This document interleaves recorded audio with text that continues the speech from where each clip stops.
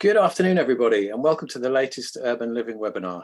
Today's topic is one that I've been looking forward to for a long time. I think this is going to be a cracking conversation, and we are discussing making cities work for nature. My name's George Sell. I'm Editor-in-Chief at International Hospitality Media, and we are a publisher of B2B news sites for the hospitality and real estate sectors, and we are also an events and an awards organizer. So these Urban Living webinars have got two sponsors who have kindly sponsored the entire series, and we're going to watch a couple of very quick videos to find out some more about them. And the first one is Minute. Dear hosts and property managers, hosting can be difficult, we get it.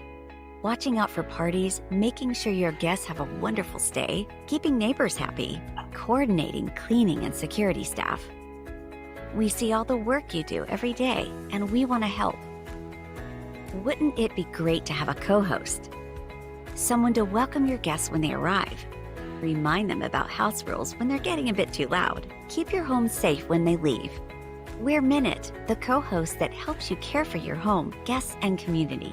We come highly recommended. We're reliable, and we're eager to help. So let us be your co-host today. With love, Minute.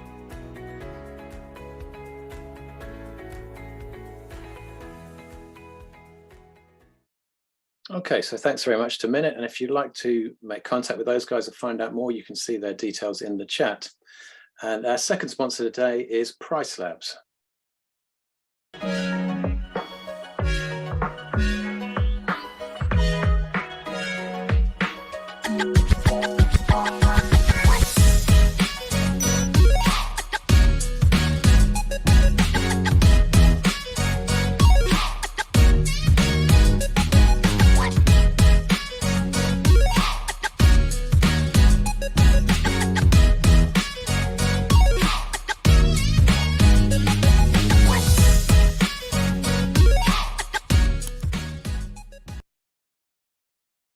So thanks again to Price Labs. Today's webinar is going to last for an hour. We'd like to make it as interactive as possible. So if you've got any questions, please do submit them using the chat or the Q&A functions in Zoom. If your question is about the subject we're discussing at that moment, we'll try and answer it there and then. But if not, we'll save 10 minutes towards the end of the session to answer any other questions you might have. Everybody who's registered for the session will receive a link to a recording of it in the next couple of days. So to give our conversation today a bit of context, I just wanted to show a few slides which are screen grabs of news stories from various media sources, mainstream media and our own hospitality and real estate media, just to give us a bit of backdrop for the conversation, really. So the first one you can see there on the left of the screen from the Natural History Museum this is alarming stuff we're talking about here. Wildlife populations have crashed by 69% within less than a human lifetime. But there is a lot going on to try and rectify some of the problems, particularly in the urban environment. So this World Economic Forum headline you can see there pertains to that. And on our next slide, there's some quite interesting stuff going on being driven by governments. The government here in the UK has passed a law that from next year, new building developments will have to boost plant and animal life by at least 10%, which sounds great in theory. How workable it is will be interesting to see. The US has appointed a special envoy to champion nature in time for the next COP summit. The impact of nature in urban environments for mental health and other things hasn't been all that well understood, but it's becoming more and more apparent now. And we're seeing local governments like this one of Cork in Ireland in a recruitment drive for green cities jobs. So there is a lot of stuff going on. We'll talk about a fair bit of it during this session. One of the things we'll inevitably touch upon is how we can make our urban environments robust enough to withstand the increasing effects of climate change. a couple of slides here that pertain to some of that, how to soak up water from some of the unpredictable and variable rainfall that we're seeing in a lot of places now. And then finally, in the built environment and the development world, a few stories here that you can just see some of the things that are happening. So Hines, for example, one of the major real estate companies, has set a 2040 target for its entire estate to be net zero, and that seems to be around about the timeline that a lot of these companies are on. There's been a coalition formed to develop a net zero building standard here in the UK. Biodiversity is quickly rising up the ESG investing agenda. And then a specific example of some of the things that are happening, Canary Wharf Group here in London has partnered with the Eden Project to boost urban biodiversity across its estate, and they've got some really interesting stuff planned. So hopefully that gives you all a flavour of what we're going to be discussing today. There's loads to get our teeth into, and we have got a fantastic panel to discuss it with. I'm going to ask them all to introduce themselves in turn. I'm going to try to go from left to right as we look at the screen. Yolande, good afternoon to you. Are you there? I'm here, yes. Excellent, lovely to see you. Welcome. Could you just introduce yourself quickly? Hi, I'm Professor of Real Estate at UCL, Chair of the Bartlett Real Estate Institute, and I've spent most of my career, which is now just coming up to 36 years, in industry, and I still consult quite a lot and sort of keep my hand in industry. So my remit is very broad and global. I used to be head of world real estate at Savills, and my approach is really understanding all forms of value, especially in this world of ESG, when environmental and social value is as important, in some cases more important to investors than just the economic value. Excellent. Thank you, Yolande. Welcome to you. August, good afternoon to you. Hi, thanks for having me. Pleasure, lovely to see you. Should I'm happy to introduce myself. Yeah, please do. I'm a manager at the Urban Land Institute's Randall Lewis Center for Sustainability in Real Estate. Urban Land Institute, or ULI, as you may know it, has over 45,000 members around the world in every profession related to the built environment. And at the center, we conduct research and events and assist local governments with technical assistance and put out thought leadership on essentially all aspects of climate and urban development. So happy to take part in the conversation today. Excellent, thank you. And Reeves, good afternoon to you.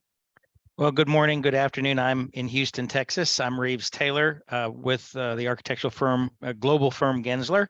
My role is to coach over 6,000 professionals globally around sustainability and resilience, focusing particularly in the last few years on what we're calling the Gensler Cities Climate Challenges, which is looking at our carbon footprint of our design, the stuff we use, and clearly the biodiversity and sequestration of carbon that comes with our really wonderful environmental systems.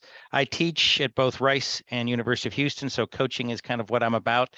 And, you know, really the focus on the triple bottom line of biodiversity and the ecosystem services in a part of the world that gets hurricanes and floods and now going through droughts is really an interesting topic about the value proposition that our friend Yolande mentioned in terms of ESG and what the real value of the investment in biodiversity will mean for our urban and suburban realms, which is my big focus globally. Glad to be here. Excellent, thank you, Reeves. And finally, Ed, welcome to you. Thanks, George. Hello, everyone. My name is Ed Nemeshanyi. I'm a Senior Development Manager at Earthwatch. We're an international environmental NGO with science very much at the heart of everything we do.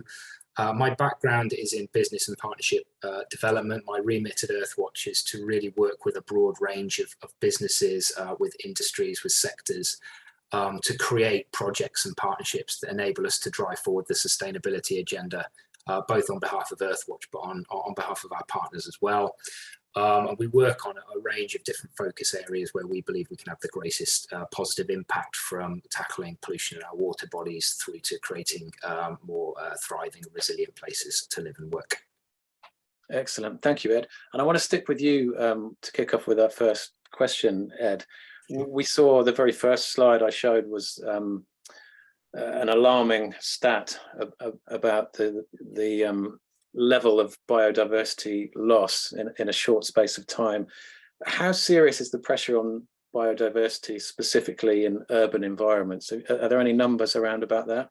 Yeah, I mean, look, biodiversity loss is, is undoubtedly one of the biggest environmental crises that we face at the moment, and urbanization is, has been recognised as one of the key drivers.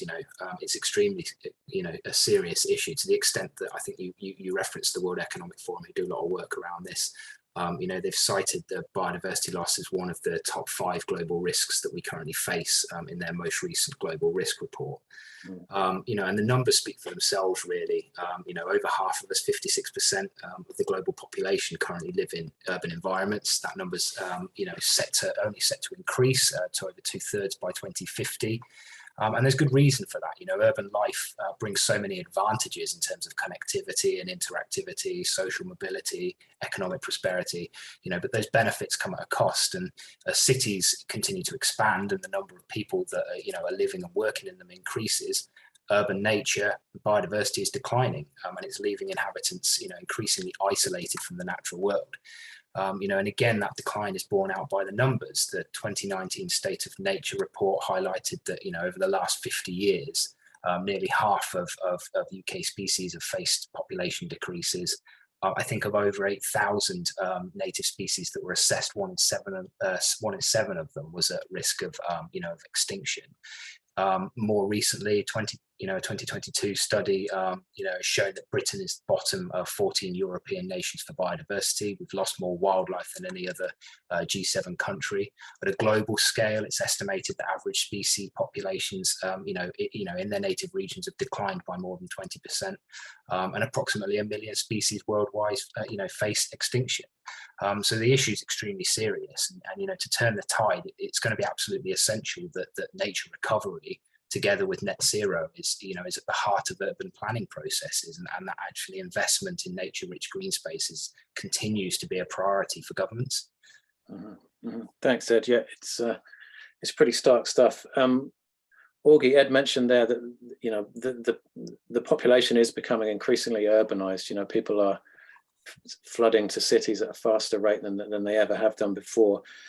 So what can well-designed cities do to address the broader diversity crisis? I think there's a ton that cities can do. It's really quite important that as more and more people move into cities, as Ed was mentioning, people will come to depend on the health and regeneration of those ecosystems more and more. So to help kind of highlight what a well-designed city could do, ULI has actually been engaged recently in producing a report that's coming out in the next couple of weeks in partnership with Jacobs, called the Nature Positive and Net Zero Ecology of Real Estate Report. And the focus is on kind of what real estate developers and owners can do, but one of the key takeaways of that report is that there's really an endless number of steps that a city could take to improve biodiversity. And really overall is, the 2 goals to have in mind would be to protect and restore habitat and ecosystem services within the city, and then to do the same for the habitat and the ecosystems that the city depends on for any number of services, whether that's building materials, food supplies, clean water, clean air. Cities can do a number of things, whether that's, embedding nature positive thinking throughout their planning, zoning, city code, incentives, technical assistance. Cities could invest and expand in their park systems, make sure those green spaces are connected to each other and to habitats outside the city. Cities can implement landscape design standards and zoning for public and private projects that promote urban greening. That's been done in Washington, D.C. and Seattle. Cities could require a net gain in biodiversity from all new development, like you mentioned the UK has already done. Other countries and cities have done things like requiring large developments in downtown areas to replace whatever greenery has been lost through development through on-site approaches like green roofs or public gardens. That's happened in Singapore. And there's a number of incentives that are available for use for biodiversity features in real estate projects, such as tax abatements or expedited permitting for green roofs. That's happened in New York, Chicago, and Houston.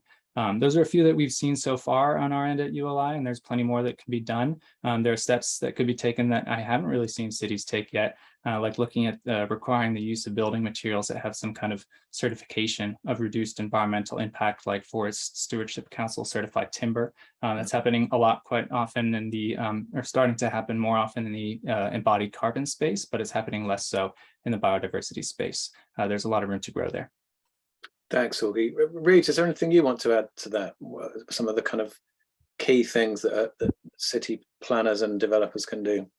Well, of course, Augie gave kind of the big push that ULI, of which I'm part next week, our big session in Dallas, is really addressing not just the green for the carbon sink, the implications of biodiversity, but also the issue of resilience. I mean, we're seeing through some of our Gensler research that, you know, the redlined districts in North America, the places where the historically underserved communities live, you know, they have eliminated green spaces over the last 100 years, eliminating trees, eliminating the things that cool the environment. So we're seeing this bigger issue relative to health and well-being connected to the lack of the biodiversity, not just the nature deficit disorder we see in some children that don't even know what nature is because it's not around them, but also the implication of the cool human communities that come from green spaces are lacking.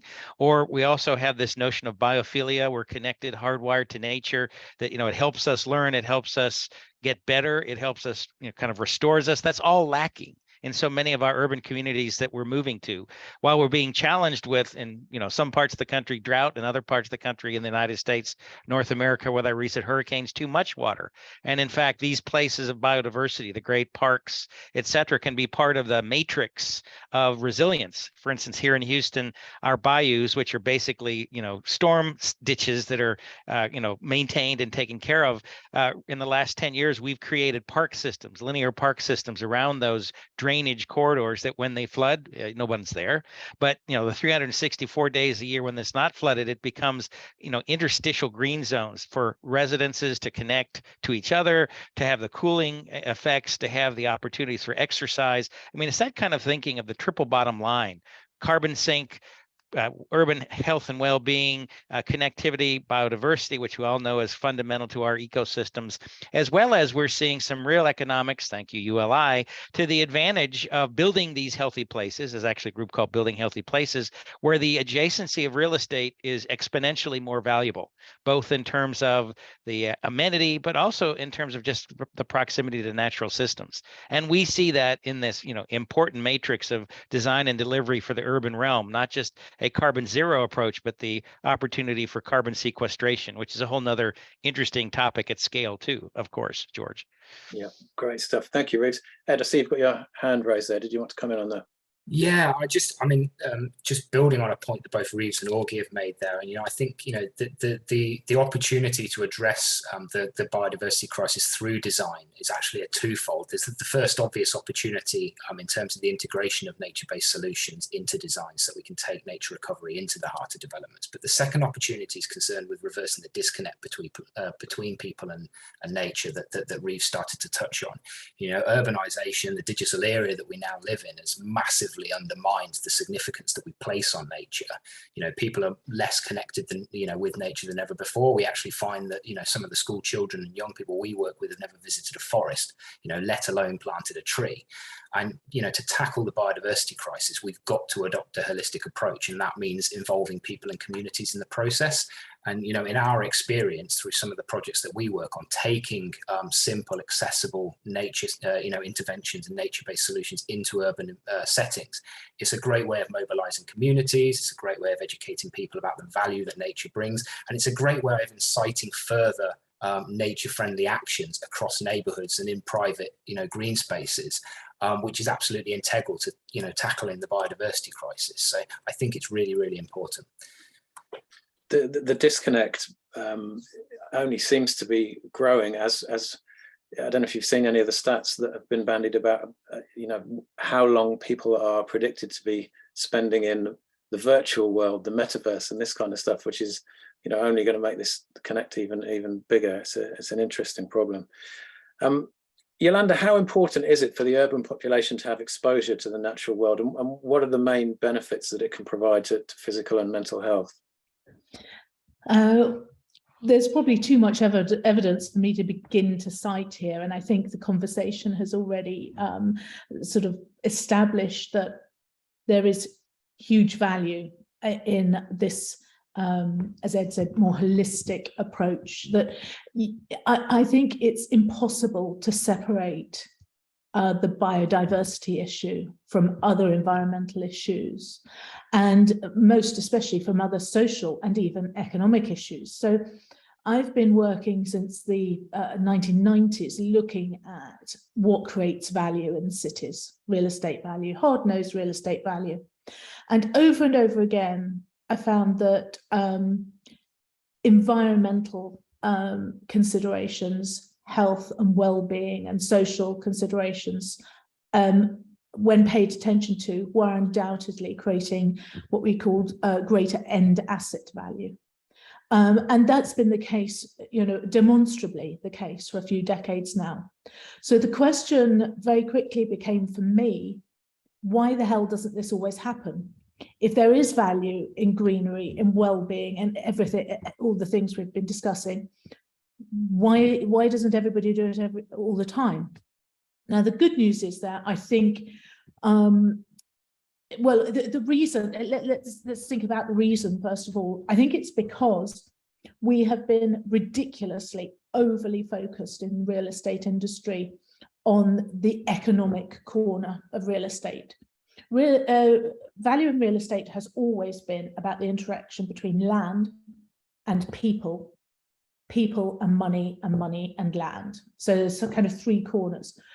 For the, in the late 20th century, we were just ridiculously concentrated on that financial and the economics corner, to the detriment of everything else, even though those, land, environment, and people were making such a huge difference to value. And I think the way the industry's developed and the sort of skills, and particularly the structure of the entire sort of built environment industry, is so siloed and specialized that everybody's doing very small scale kind of cost benefit analysis in one particular area, to the detriment of this holistic approach to value.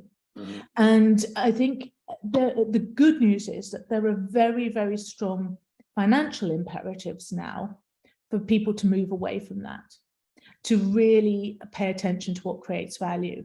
And most especially, I mean, just taking one thing, the big insurance and pension funds now have to pay their pensioners the money. They need income streams, not capital growth.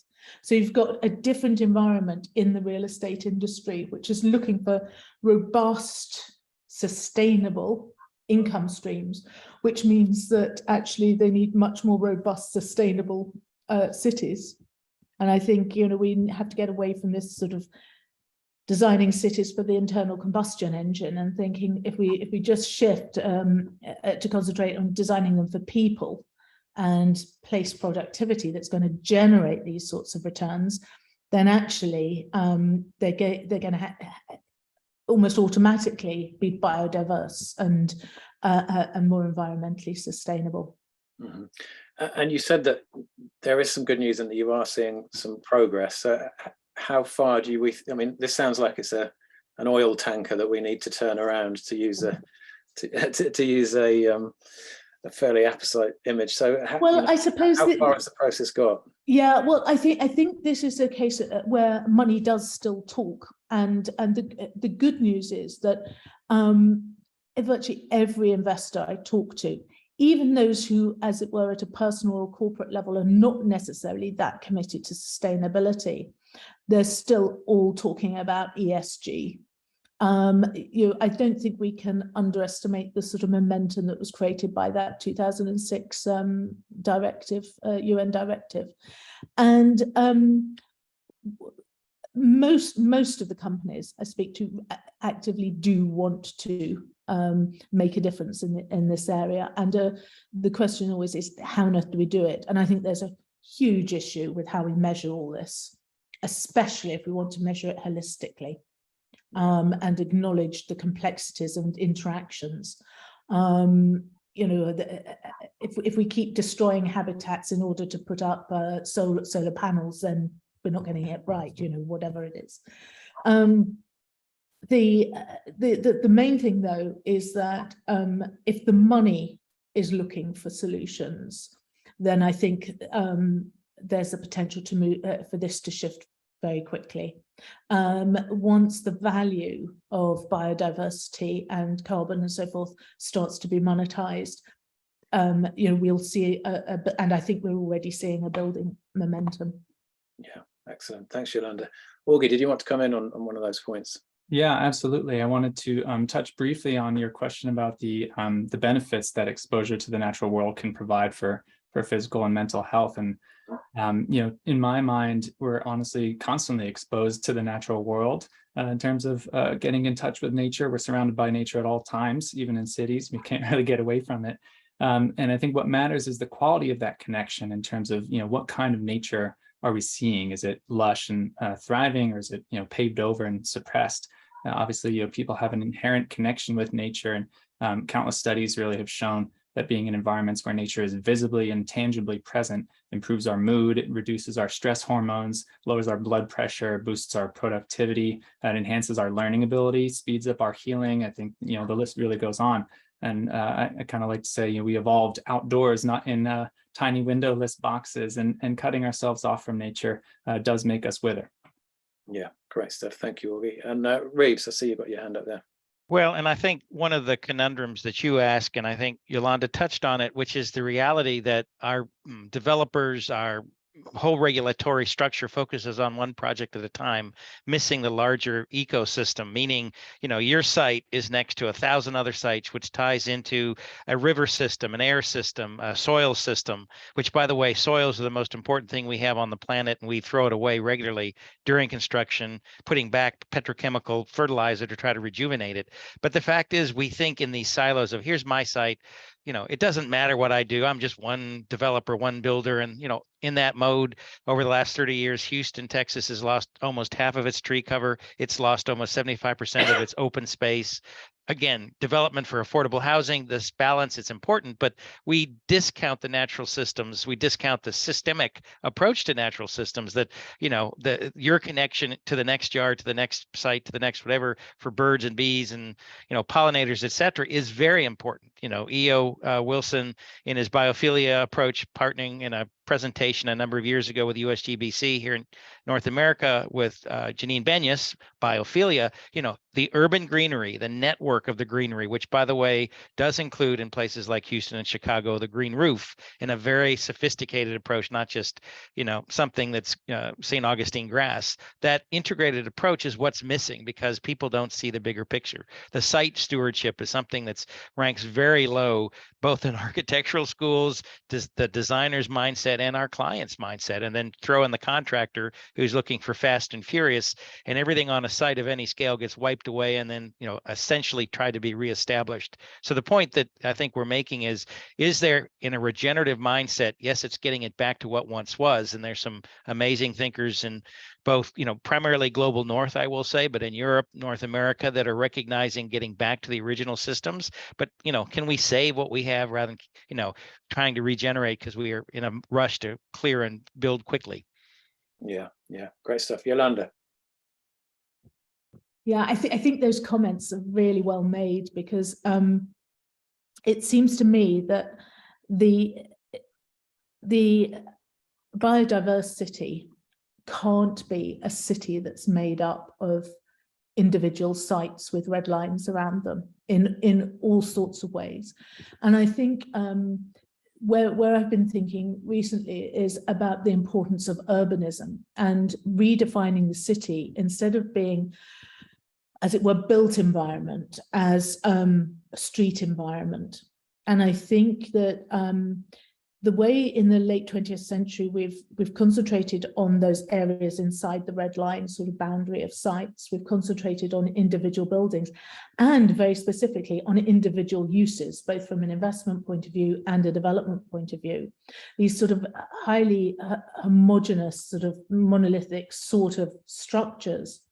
And we've totally ignored, if you like, the city's ecosystem, its lifeblood, which is streets. And here I distinguish between streets and roads. Roads are for getting vehicles from A to B. Streets are for getting people from where they are to where they want to be.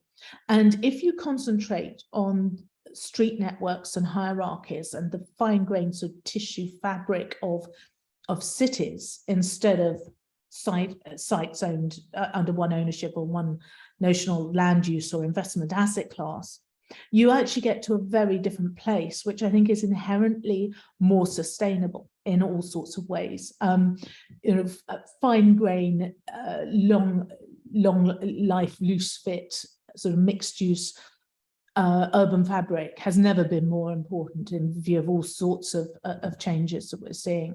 But it's also very important for wildlife, because it's that interlinked, the sort of capability of mixing pocket parks and green spaces and tree-lined streets with the bigger sort of set pieces, the central parks and so forth, that actually makes for a much more diverse city.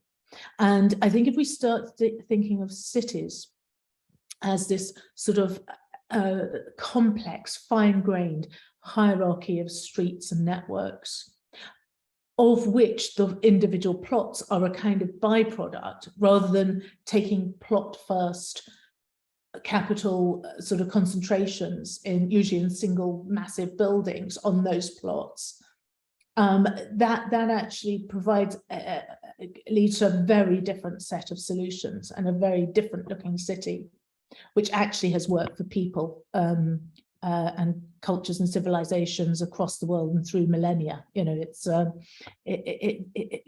not having to invent anything very new here.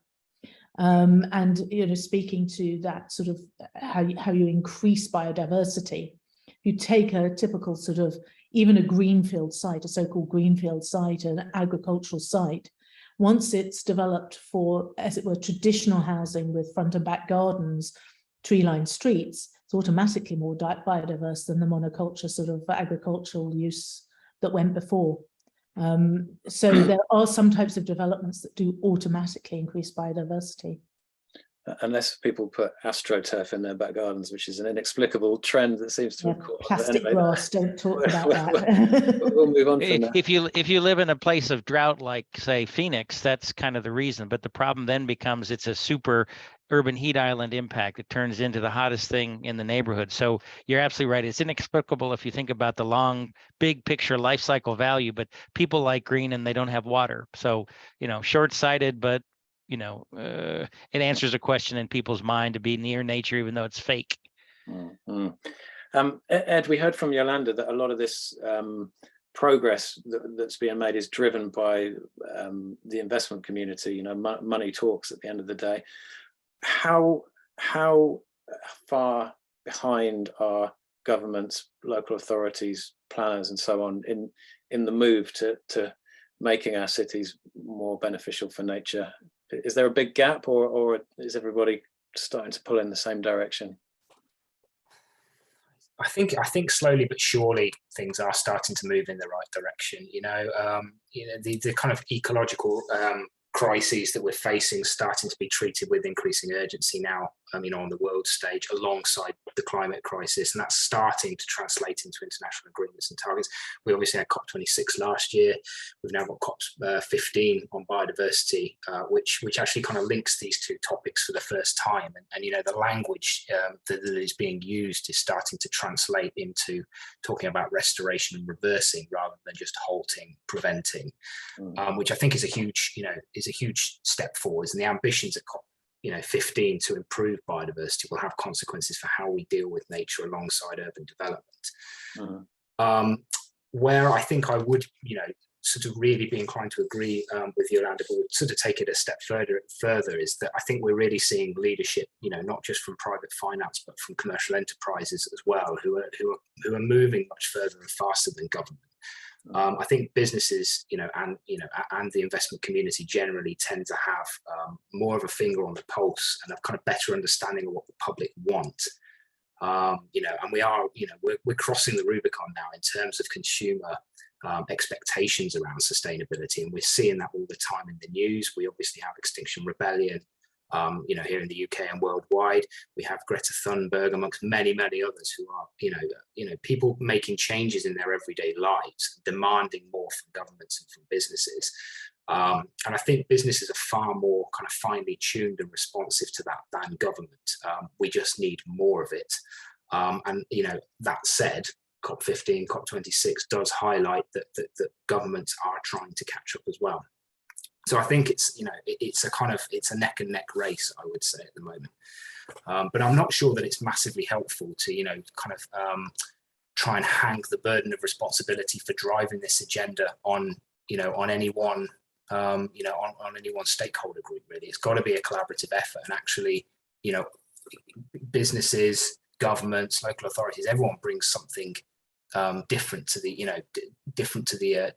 agenda. Really, the investment community represents and can actually influence what people are prepared to pay for. Government, local authorities have the land, the agency to kind of host nature-based solutions at scale. Development companies have the expertise, the resources to ensure nature-based solutions are implemented effectively. And then there's other stakeholder groups that that also have a part to play as well. Communities. For nature to thrive in the long term, the communities that are hosting nature-based solutions and natural features have to be bought in and supportive of it. They have to understand the value that nature provides to them and feel empowered to engage with it and care for it in their local area as well. So it's a really collective effort, and I think it has to involve everybody, and everyone has to come along on the journey. So, thanks, Ed. Augie, what are the biggest barriers currently to integrating nature into real estate development? That's a great question. I think the barriers are many, but the biggest one that I would put up there is cost, or at least the perception of cost. I think a lot of real estate developers still see this as there are leaders in the space who are demonstrating advanced nature-based solutions and how to integrate those into development. But a lot of real estate developers still see this as a nice to have or an add-on, but not core to their operations, and they associate that with an increased cost. And I don't think that's always really the case. And in fact, a lot of nature-based solutions are either low cost, no cost, or they reduce cost over the long term. So in getting information out there, featuring case studies, working on kind of educational campaigns, hosting related events at, industry convenings, all of these opportunities to put information out there about how this can be done successfully, how this is being done successfully, what the, financial and other kind of benefits are of integrating nature into your developments. Spreading the word on this is really critical to building a different perception that this is not only possible, but it's really necessary for real estate operations to evolve, stay competitive, continue to attract users who will pay more for this and are interested in occupying buildings that have deeper natural features or access to holistic and healing, healthy landscapes. That's a core part of it, I think. The other aspect that I would highlight is really just kind of about lack of awareness about what can be done in real estate world and in terms of design and operational strategies, and getting information out there about the number of different approaches that can be taken on really any development, starting with simple approaches ranging all the way up to kind of larger and more complex design solutions that perhaps not every development would be able to integrate is a critical part of this. So for example, in our nature positive and net zero report, we highlight 4 scales of action that really any developer or owner could take to implement some of these solutions across their portfolio, whether that's at the portfolio level, setting metrics and targets, doing implementing building level strategies around simple things like bird safe glass or even complicated green roofs, extensive green roofs, moving through material selection strategies, choosing materials that have better origins or some kind of guarantee that they're not causing negative impacts to their source ecosystem. And then offsite strategies. Obviously, renewable energy is having a huge moment right now. And all of the ecosystems that are hosting renewable energy can also be boons for biodiversity. They can integrate natural plantings, native landscapes. You can really take action at any number of scales. And what we want to kind of put out there is these perceived barriers around cost and lack of feeling confident about the design strategies can be overcome through education. Thanks, Augie. Ed, I see you've got your hand up there. Yeah, I just wanted to respond to a point that Augie made there around the sort of cost barrier to nature. And I think it's worth pointing out that, the cost doesn't have to be borne by, one stakeholder group. We at Earthwatch, we've had some great success blending public and private finance to implement nature-based solutions. We have locations here in the UK that have multiple partners contributing to different aspects of the project. So we've got some providing or gifting the land to host the nature-based solutions on, others sort of financing the physical intervention, and then funders supporting the onward community engagement that's kind of so integral to the success of the project itself. And there's also a growing body of evidence now around the return on investment in the long term as well. Here in the UK, the National Trust have commissioned a study that kind of demonstrated, was calling on government to make an investment in green infrastructure, but was trying to showcase how a £5.5 billion government investment in urban green infrastructure had the potential to bring £200 billion worth of return on investments in terms of physical and mental health improvements as well. So the models are there, and there's new financial and partnership models emerging all the time that do lower that upfront cost barrier for businesses to be investing in nature and nature-based solutions in their planning strategies. So. Thanks, Ed. Yolande, you mentioned value earlier. Have you got any evidence or numbers about the longer-term financial benefits of incorporating nature into urban development? I'm thinking in terms maybe of better resale values for assets, perhaps better tenant retention, occupier productivity, and all these kind of metrics. The simple answer is yes, and I've done some research into sustainable urbanism, for example, in the past, which keep showing clearly, actually, not only that certain forms of urban structure and urban development yield higher end asset values, and I think it's worth emphasizing, first of all, that problem, that the end asset value is quite clearly greater, but that in itself is a problem, because so often in the way we structure things, developers don't actually, who are responsible for delivering that, don't actually benefit from that at higher end asset value. They tend to be price takers, so the market sort of makes a price, and when they take the value out of the scheme, it's often based on, as it were, past previous development values. So the green uplift, as it were, where it exists, is very difficult, given the way we organise built environment. It's quite difficult for those responsible for delivering it to take, and this plays back to that very sort of siloed rather than holistic attitude to value. Now, I think as I believe we will see in future, more landowners retaining land and retaining developments for income and actively stewarding and managing them, I think there'll be a much closer relationship between the people who develop and the people who actually occupy or own the schemes. I think though, what I really want to do is sort of, when talking about barriers, is talk about the problems of measurement, which in themselves can lead to issues. So I've always looked, when I've looked at value, and indeed, actually, interestingly, by the way, some more environmentally friendly solutions are actually cheaper to construct than the conventional alternatives. I should throw that in on the cost side as well. But when measuring this, I always measure the sort of total whole place value on a per hectare basis or per acre basis, rather than the individual buildings. So that straight away is a way of measuring that takes a much more holistic view than is usually taken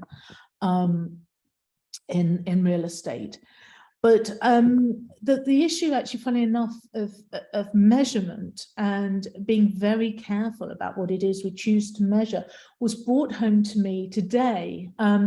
So I first came across Drax probably last year as a company that had really bought into the biofuel sort of power generation method, and were actually, I can't remember if it's built yet, but they've certainly designed a power station which actually extracts CO2 from the atmosphere.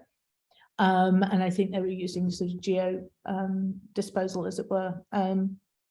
But they're embodying carbon, so actually aiming to have a generation process that was net negative carbon. But the problem, I think, for them has really been highlighted because Greenpeace are organising petitions against dracs at the moment because they're destroying habitats in North America by chopping down sort of mature forests in order to supply wood pellets. Now, the reason I cite this at some length is because it shows the folly of only measuring carbon in saying green equals low or negative carbon. Because we do that at the expense, sorry, my dog's trying to get out now. We do that at the expense of other things. There's a risk that will be as damaging, that building some negative carbon neutral infrastructure will actually be as negative to the environment as building a power station or roads or whatever it is. And somehow we have to move away from just measuring the single thing to finding ways of measuring things holistically. Thanks, Yolande. Augie, did you want to come in there? Absolutely, yeah. I think that's that's the key point here in terms of holistic measurement that Yolande was making.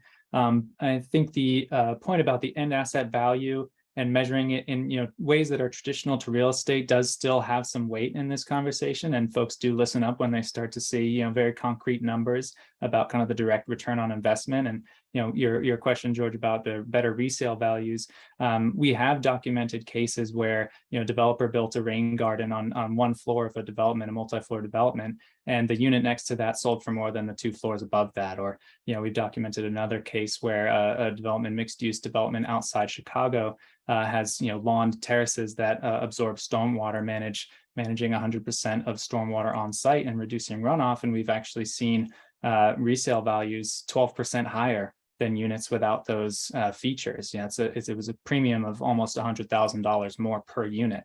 So the benefits do accrue to the entire community, and we need to find ways to capture those and make that part of an overall more holistic method of assessing returns. But there are very traditional returns that real estate is used to looking for that we can document for these features and should definitely be highlighting. Thanks, Augie. And Reeves, over to you.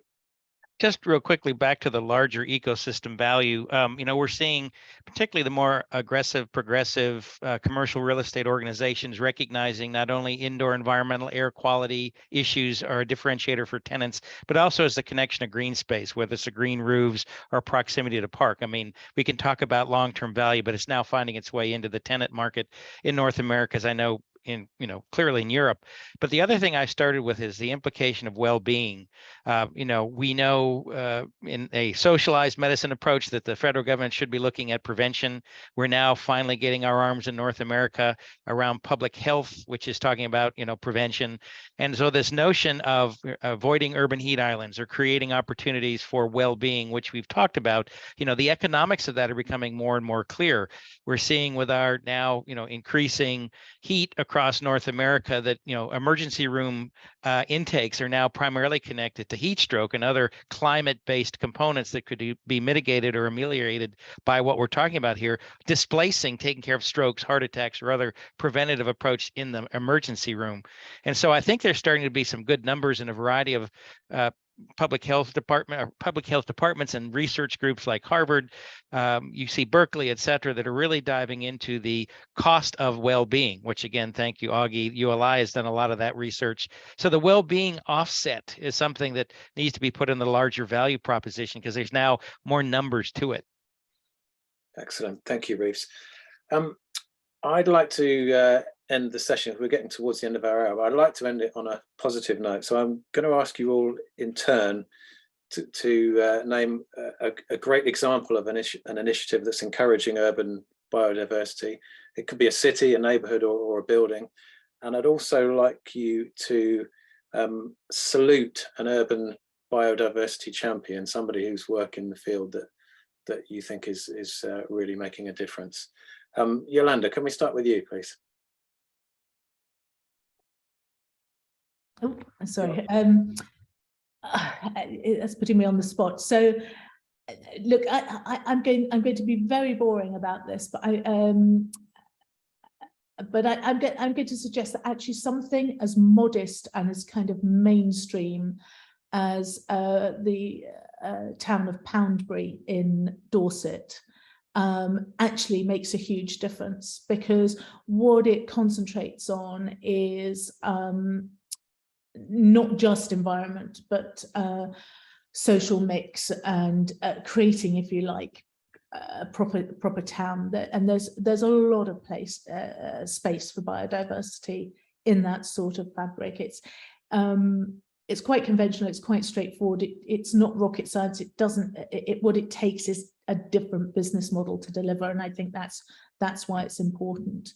There are so many biodiversity champions, but I suppose my colleague Helen Pineo at the Bartlett, and her book called Healthy Urbanism, I think is really important, because it absolutely makes the case that you can't talk about health or social well-being without talking about environmental well-being. So it does that job of drawing and making holistic all the different sort of pillars of sustainability, if you like. And I think it's particularly laudable for having been written during lockdown with 2 small children in the house. So that should be my champion at the moment. Excellent. Thanks, Yolanda. Augie, would you like to go next? Sure, yeah, absolutely. I would highlight an initiative called the Salmon Safe Certification. It's perhaps not as well known as some of the larger green building certifications like LEED or WELL or FitWell, but it's explicitly dedicated to protecting local water quality and habitat for salmon on the Pacific Northwest coast, and by proxy, protecting larger ecosystem health. And we have at ULI members who have achieved this certification. They've done some really interesting work with it. In particular, there's a building in Portland, Oregon, that had achieved the certification, and by doing so, they ended up implementing a number of stormwater management features, green roofs and other design features. They manage all of the stormwater that falls on the site, which reduces runoff into waterways. They were able to achieve plantings on over 1/3 of the site, 15% better than LEED criteria. They used water efficient fixtures throughout the building, and had native plants and drip irrigation that reduced irrigation demand by 75%. And then they installed sub-meters for that irrigation and the building's hot water, so they can resolve leaks very quickly. So it's a great project. They've achieved some really strong results there. It sets a really great standard for understanding how water moves through a site, restoring local hydrological cycles and their impact downstream. Connects real estate to more than just kind of the site impacts into the wider ecosystem, as we've been talking about. And in terms of a biodiversity champion, when you put this question to us panelists previously, I thought you were going to, thinking about kind of the city or a, larger actor. So I kind of prepared mentally to highlight the city of Singapore, because they're doing amazing things across their entire, approach and thinking through kind of becoming a city and a garden really holistically. But if I had to pick a person, I would call out a colleague at Jacobs who worked with us on this report, Chris Allen. Really, doing the work, spreading the word about nature positive solutions and how to integrate those across the built environment. Excellent. Thank you, Augie. Ed, over to you. Thank you. I deliberated on this long and hard, but I have to say, I think that the Green Quarter development in West London that's currently underway is pretty impressive. It's a collaboration between the house developer Berkeley Group, the boroughs of Ealing and Hillingdon, and London Wildlife Trust. It's a former gasworks and then formerly a car park. It's a big site. It's 88 acres. And there's plans to leave nearly half of that site, or actually to restore half of that site as public space and natural kind of habitats. So it's going to be parkland, meadows, wetlands, there's fitness trails, public squares, outdoor event spaces, children's play areas and recreation grounds.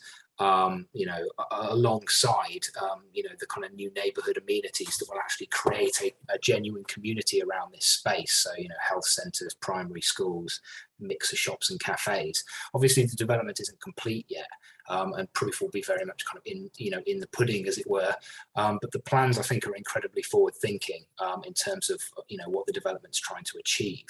And it's very refreshing to see a collaboration with external partners like a wildlife trust, who can actually provide that kind of additional expertise in the planning, but also an impartial voice and a bit of a critical friend, to those actors who are involved, and can actually help to uphold the project and kind of hold it to account as well. So I think it's a hugely kind of progressive development in that respect.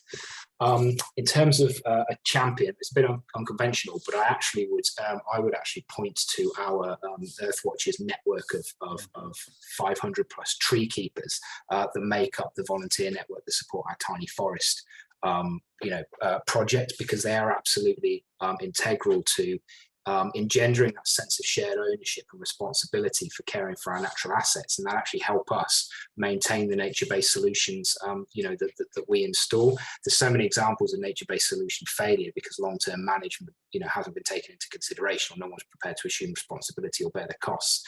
But actually local communities are ideally placed to support with that if they understand the value, as I've already said.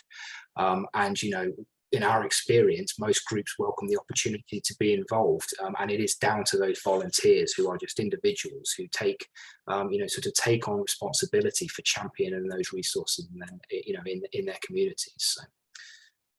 Great stuff, thank you, Ed. And finally, Reeves, over to you. Well, because I probably represent the commercial entity, the service providers, I'm going to probably go with some landscape architect thinkers and some other thinkers, great people doing some great work. We're working with a Toronto-based land thinking group called MT Planners globally, who really understand the regenerative approaches to urban systems. They're working from the Green Riyadh approach in Saudi Arabia to some amazing work throughout Canada, who are looking at the ecosystems, the regenerative restoration. I mentioned Bill Browning at the start of this with Terrapin, who is kind of the progenitor of not just biophilia, but looking also at urban environments, particularly places like Manhattan, and where regeneration, looking at the original systems 200 and 300 years ago, where that can come about. And I think also another call out is a group called Regenerative Resources that are looking at restoring the coastal areas with economic approaches, mangrove, salicornia, the issue of how to create employment, education by regenerating our coastal sources or coastal edges, resources that have been destroyed with so many of our, farming efforts and et cetera. I give a shout out to almost every, parks department in the United States, because I think, most cities are getting this, and they're partnered with many of our C40 cities that are about looking at climate. And so the sequestration and the partnership that come about by understanding the soils in our biodiversity spaces. And then a final group called the B Carbon Group out of Rice University that's looking at coaching the ranchers, the farmers, and others who maintain the vast tracts of quote unquote open space that are, productive, how they can better handle their methods and means to make the soil even a better carbon sink. So, a lot of these activities, public and private, I think are the real focus. And again, thanks again for inviting us, George. This has been great. Thank you, Reeves. Yeah, I agree. It's been a fascinating conversation, and we could have gone on for a lot longer, I think. But thanks to you, Reeves. Thanks, Ed. Thanks, Augie. Thanks, Yolande, for a fascinating conversation. We're just going to show a couple more slides, and then we're going to leave the countdown clock open for a couple of minutes, because there's quite a lot of information in the chat that people in the audience might want to take notes from. Our next Urban Living webinar is on November the 2nd. And it's called Gen Z, what do they want from urban living? I think that's going to be another fascinating one. You can see a link to register for that one in the chat. We are also hosting a series of half-day in-person events called Urban Living Insights. And the next one is looking at the build-to-rent sector. And again, you can see information about that in the chat. Our flagship event, Recharge, is taking place in Lisbon next year in January. It moves around various European cities, and next year we're very excited to be going to Lisbon. Some of the subjects we've spoken today will very much be on the agenda there. Again, the link to register for that is in the chat. And if you'd like to work with us, maybe sponsoring some of our webinar series or some of our live events, get in touch with my colleague Katie, whose details you can see on the screen and also in the chat. So thanks for watching today, everyone. Thanks to August, to Reeves, to Ed, and to Yolande for their fascinating conversations. Give us a follow on the social channels if you're on any of the ones there. Thanks to Minute and to Price Labs for sponsoring. As I said, the clock will run down for a couple of minutes so you can take some notes, and enjoy the rest of your day, everybody. Goodbye.